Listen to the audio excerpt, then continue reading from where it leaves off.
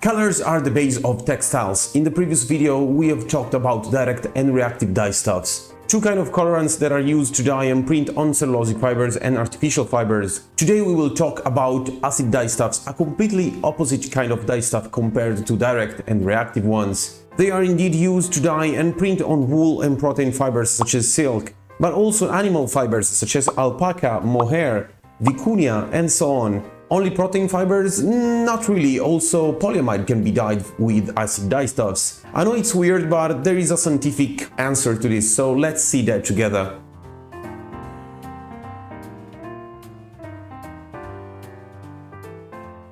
Acid dye stuffs, also known as anionic dye stuffs, are indeed used to print and dye on protein-based fibers. Wool, alpaca, silk, and all animal hair, plus polyamide. Why also polyamide? I mean, polyamide is a synthetic fiber, so to know why, we have to have a step back and see how acid dye stuffs work. Acid dye stuffs are made of a chromogen or a chromophore agent, a molecule that grants the color to the substance, normally made of 65% of azo dye, 15% anthraquinone, and 12% triiodylmethane dye. And then it's made of an anionic group that bonds to the fiber through an ionic bonding. Let's have a step back and let's see how this anionic bonding works. Let's take for example a wool. Wool, like human hair, is protein-based.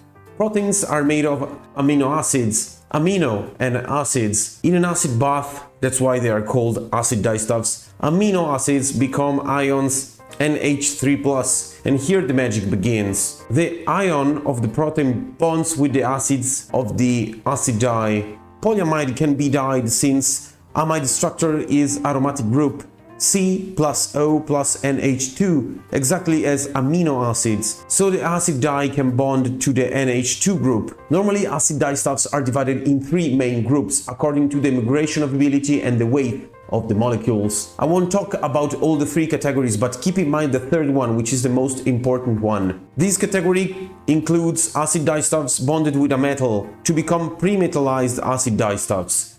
These colorants are normally used for polyamide fibers, so it's important to know that they exist. Let's see some features of acid dye stuffs. Acid dye stuffs are still used, mostly for polyamide and protein-based fibers. Color fastness is good, but reactive dyes for wool and polyamide generally are better. The cost is medium expensive, that's why they are still used. They are cheaper compared to reactive dye stuffs. Are they chemically reliable? Chemically speaking, yes, but watch out from acid dye stuffs. For polyamide, they are charged with metals. To sum up, we can clearly say that acid dye stuffs are still used for wool dyeing, polyamide dyeing, and so on. Depends on what you have to do. Keep in mind that the only downside is that wash fastness is poor, meanwhile light fastness is quite good. That's why they are still used nowadays. That's it for today, guys. I hope you have enjoyed the content of this video. You will find my details below, along with my email, Reddit, and so on. If you need any textile help or any textile consultancy, I am at disposal naturally. And as usual, stay safe, take care. I'll see you guys in the next video.